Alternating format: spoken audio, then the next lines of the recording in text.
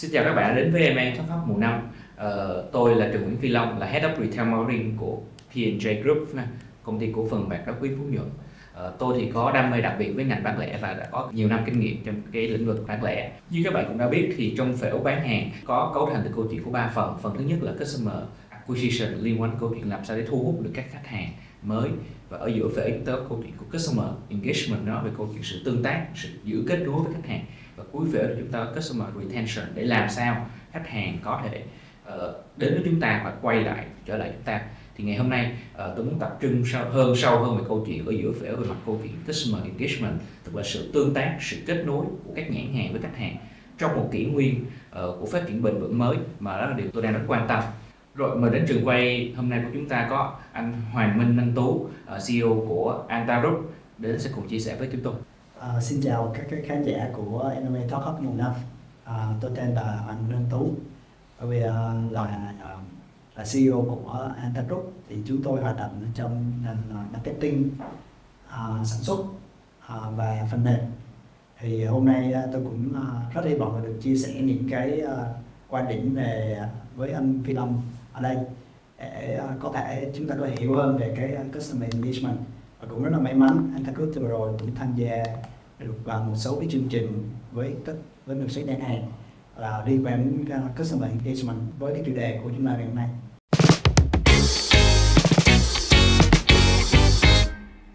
Rồi, hôm nay rất vui vì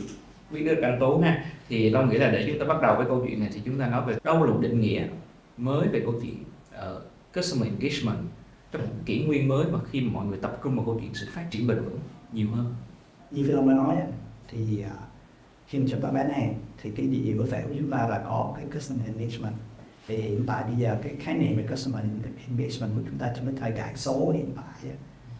hiện tại rất là mở rộng rất là nhiều. Chúng ta có cái khái niệm định nghĩa về khi chúng ta có cái hệ thống mà Customer CRM, Customer Relationship Management, là khách hàng 360 độ. Thì cái việc Customer Engagement của chúng ta ngày hôm nay mở rộng rất là lớn, từ cái việc mà chúng ta tương tác trực tiếp với khách hàng bằng cái chương trình khuyến mãi, chúng ta tương tác với khách hàng bằng các cái chương trình truyền thông, quảng cáo, rồi dần sau đó chúng ta tương tác với khách hàng bằng cái hình ảnh của brand, rồi chúng ta tương tác với khách hàng bằng những cái hoạt động xã hội của brand, để tạo nên cho khách hàng một cái hình ảnh tổng thể về brand của chúng ta. Nên cái việc Customer Engagement trong cái thời buổi thời số này được mở rộng và rất là lớn, rất là nhiều. Trong thời đại mà cái yếu tố phát triển bền vững được đưa lên ưu tiên hàng đầu,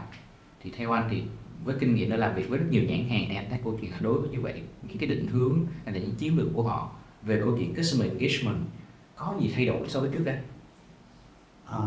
Thì đối với thời đại hiện nay, khi mà khách hàng thực sự có rất là nhiều lựa chọn trong một cái món hàng thì khi mà tiếp cận khách hàng sẽ có rất là nhiều cái chúng ta phải mở rộng rất là nhiều cách tiếp cận khách hàng, nhiều điểm chạm, nhiều điểm chạm khác nhau, và nhiều cái theo thuật ngữ của người marketing mình nói là nhiều cái touch point, và chúng ta nhiều khi chúng ta không biết được là cái touch point nào sẽ chạm tới khách hàng thứ nhất. Nhưng mà hiện tại bây giờ là hiện tại đối với thời buổi hiện tại bây giờ đang cái touch point mà chạm đến khách hàng thứ nhất là những brand có một cái câu chuyện hàng tất cả các nhãn hàng, tất cả các mặt hàng chúng ta có mang câu chuyện thì sẽ dẫn ta đến dễ tiếp cận khách hàng hơn. Và đồng thời là có những cái cách, và càng ngày càng chúng ta có nhiều cái cách tiếp cận hơn. Chứ không còn cái cách tiếp cận mà chúng ta thông qua cái khuyến mãi hoặc là cái trực tiếp nữa.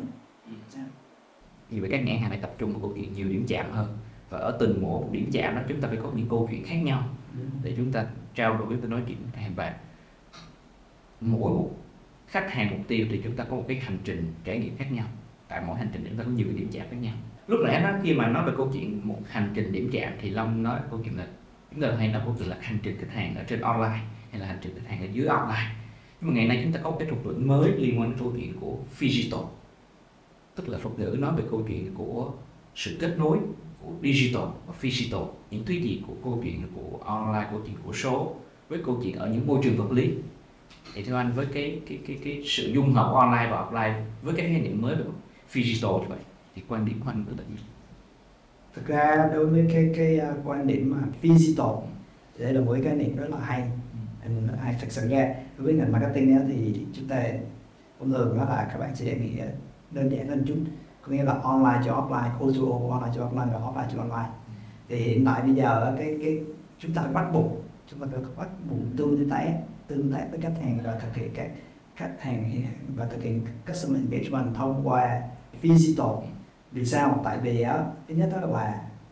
cái boundary giữa online và offline nó đã dần xóa mờ đi rất là nhiều. Thì do thời buổi hiện tại chúng ta có e-commerce, chúng ta có social media,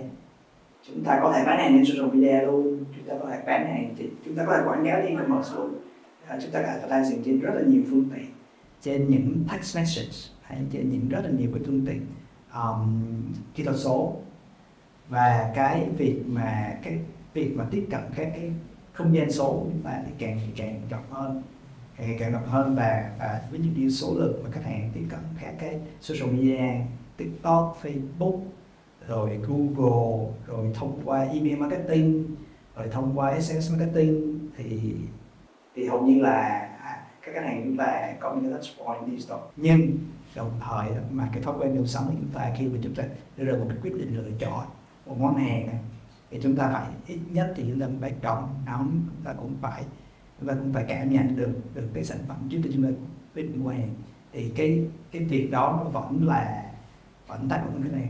chiếm rất là lớn trong quyết định mua hàng, mua sắm của các bạn. Nên bởi vậy là cái khái niệm mà digital thì phải được mở rộng, phải được tận dụng tối đa trong để mà chúng ta có được những cái kế hoạch, một cái chiến dịch cho customer engagement đối với nhà hàng của chúng ta cách bền vững và cách thường xuyên trong tương lai. Rồi như vậy thì Long nhận thấy được câu chuyện là hồi xưa thì chúng ta như lúc nãy anh nói câu chuyện là có đường biên giới của online và offline, còn ngày hôm nay đường biên giới đã được xóa mờ. Thì nhìn lúc này đây là những bạn làm marketing trước đây ở thuần online hoặc những bạn marketing trước đây ở thuần offline thì các bạn đã có những cái bộ món võ công khác nhau. Tức là ví dụ như bạn marketing online thì có những món võ công chuyên về câu chuyện online, những các bạn marketing trong thuần offline, thuần môi trường vật lý thì đã có những món võ công đó. Thế thì Long nghĩ Long đặt một câu hỏi về câu chuyện trong cái bối cảnh mà digital thì các bạn marketer phải đi học những món võ công mới gì để thích ứng với câu chuyện kỷ nguyên mới phát triển bền vững, để thích ứng với câu chuyện digital, thích ứng với câu chuyện là đường biên giới của online và offline đã xóa mờ rồi. Thì đây là một cái mà sẽ cho các bạn marketer trong tương lai là cũng là thuận lợi và cũng sẽ làm cái thách thức cho các bạn. Thuận lợi cái thứ nhất đó, các bạn sẽ thuận lợi hơn trong cái việc mà các bạn nhìn thấy cái xu hướng của khách hàng, cái xu hướng tiêu dùng, thì các bạn có những cái data, có những cái insight rất là rõ. Thông qua các công cụ các bạn sẽ có số liệu về mặt xu hướng, xong rồi xu hướng tiêu dùng, rồi xu hướng xã hội, xu hướng lựa chọn của các cái thế hệ trong sau hiện nay. Nhưng cái này thì khi một khi các bạn có cái công cụ thì các bạn sẽ tạo ra những cái thách thức của bạn, là cái thứ nhất là cái khả năng tổng hợp của bạn để mà ra được những cái nếu mà thường gọi là cái insight của khách hàng, insight của khách hàng. Và đồng thời khi mà các bạn có được nhiều dữ liệu vậy thì lại tiếp tục đến vào khả năng lựa chọn. Khả năng lựa chọn của bạn là các bạn sẽ lựa chọn đi theo phương hướng nào tốt nhất, đi theo phương hướng nào các bạn có thể là chuyển tải cái câu chuyện của mình cách thành công nhất đến với cái số lượng khách hàng nhiều nhất. Xong rồi khi mà các bạn lựa chọn đó thì các bạn dần các bạn sẽ phải tiếp tục là phân tích là chúng ta đối với brand là chúng ta tập trung vào đối tượng khách hàng này, chúng ta tập trung vào những đối tượng khách hàng khác để mà có thể tạo nên được cái giá trị bền vững nhất cho brand và tạo nên những sản phẩm mới hoặc là tăng cái áp dụng của brand để mà cho brand phát triển bền vững. Các bạn sẽ phải tập trung vào các kỹ năng mềm của bạn hơn, và kỹ năng tổng hợp, kỹ năng phân tích và kỹ năng lựa chọn. Thì đó là những cái kỹ năng mà các bạn có thể trong nhiều sắp tới sẽ phải có. Trong ý anh trả lời lúc nãy Long thấy một ý rất là hay, tức là trong cái thời đại này chúng ta có quá nhiều thông tin. Như vậy từ phía kinh nghiệm của anh, khi mà đầu có quá nhiều thông tin rồi mình không đâu có được để lựa chọn nào đó, thì anh có chia sẻ kinh nghiệm gì chỗ này? Bây giờ nếu mà dưới đối tượng của cạnh của cái tờ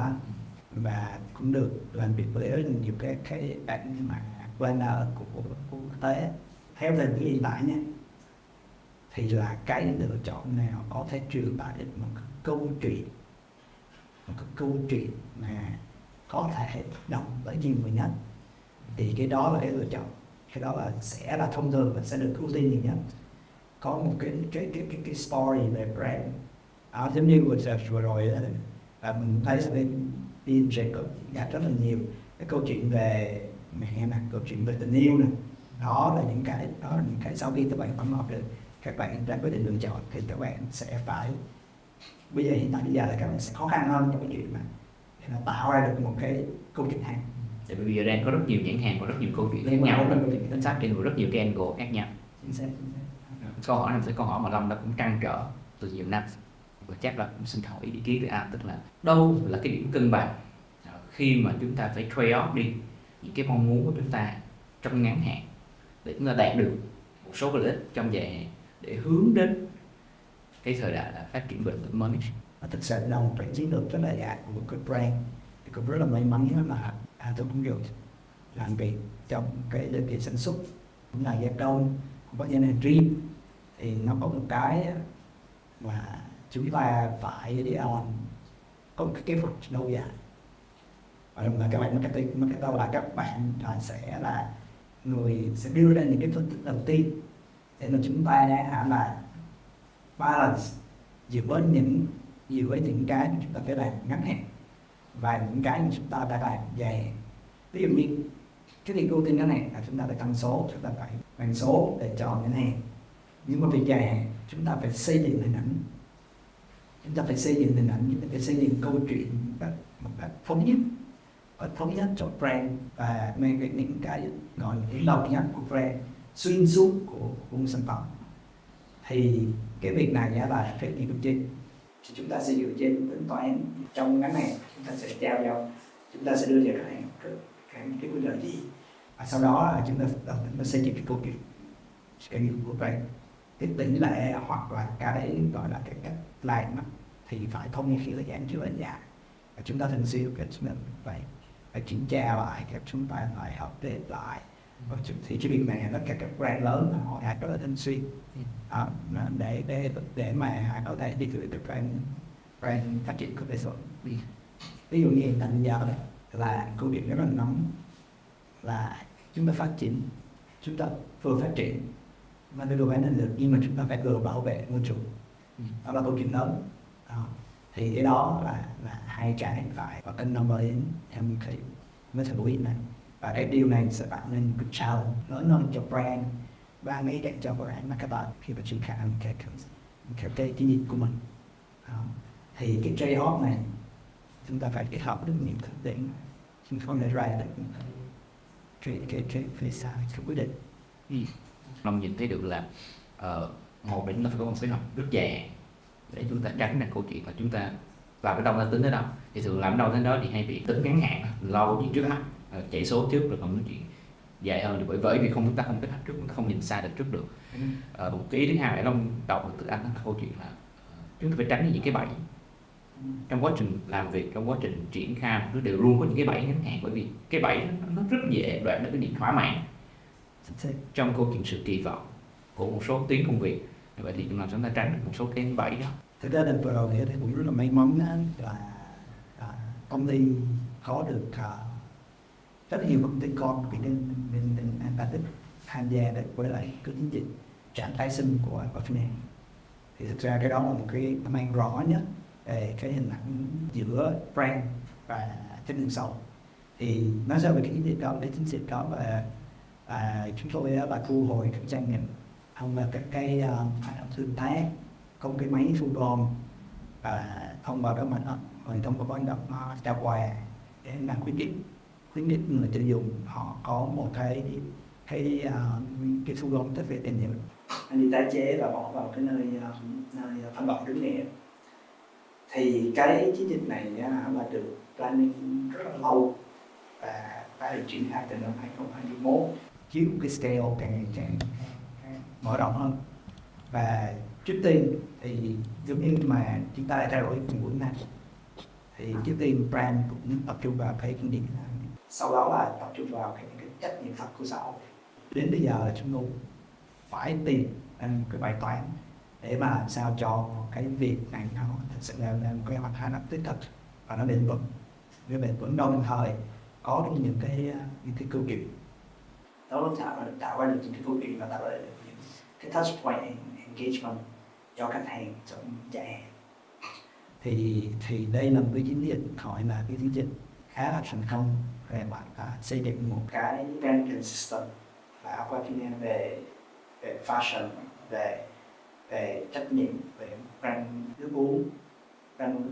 có mang có những cái trách nhiệm xã hội và đồng thời có những cái sản phẩm mà nó khác biệt. Thì cái này là đợt rồi